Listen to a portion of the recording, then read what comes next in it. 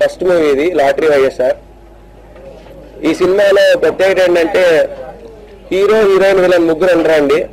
ఎందుకంటే hero heroine villain అనే గీత గీసుకోవడం వల్ల మంచి స్టోరీలు రావట్లేదనే ఉద్దేశం.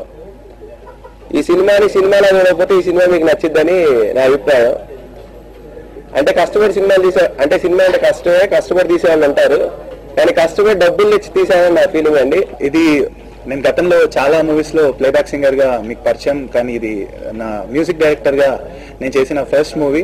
So I thank my friend and producer and director everything of this movie Dasari Sairam for this opportunity.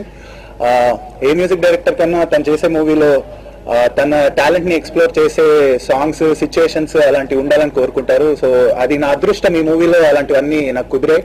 దీంట్లో టోటలీ 5 థీమ్స్ తీసుకుని మేము friendship song, love failure song, అలానే ఒక స్పెషల్ సాంగ్ చేసాం. ఇది చిన్న సినిమా కాదు, ఇది చిన్న సినిమా కానీ చెత్త సినిమా కాదు అని చెప్పి ఒక సాంగ్.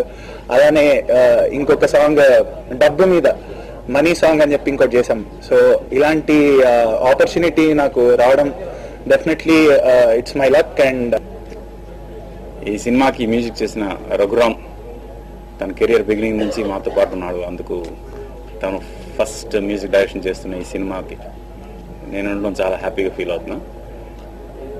యాక్చువల్గా ఈ సినిమా కలర్ చూస్తుంటే నాకు చిత్రం సినిమా గుర్తొస్తుంది. ఎందుకంటే ఒకే సినిమాలో ఏ 2 సిచ్యువేషన్లు కూడా ఒకలాగా లేకుండా డిఫరెంట్ సిచ్యువేషన్స్తో ఒక సినిమాలో మ్యూజిక్ ఉండడం. యూజువల్గా ఈ మధ్యకాలంలో వచ్చే సినిమాల్లో అన్నింటిలో డ్యూయెట్ అంటే ఒక 4-5 డ్యూయెట్లు, ఇంట్రడక్షన్ సాంగ్, ఇలా కామన్గా ఉండే సిచ్యువేషన్స్ కాకుండా సిచ్యువేషన్స్ చాలా కొత్తగా ఉన్నాయి ఈ సినిమాలో. చిత్రంలో అలా కొత్తగా చేసాం మేము. అప్పుడు మళ్ళీ అలా కొత్తగా ఉన్నాయి.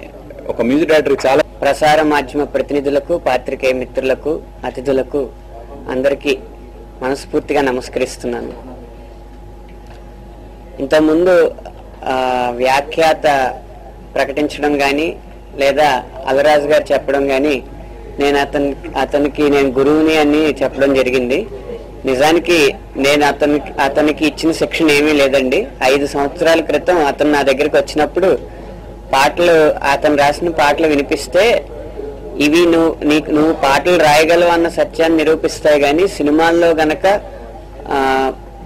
ఎదగాలంటే ట్యూన్కి రాయడం నేర్చుకోవాలని చెప్పి నేను రాసిన కొన్ని ట్యూన్లు సీడీలు అతనికి ఇచ్చి ఇవి ప్రాక్టీస్ చేయని చెప్పడం జరిగింది తప్పితే నా విజ్ఞానాన్ని కానీ నా ప్రజ్ఞను కానీ అతనికి నేను పంచగలగడం జరగలేదు.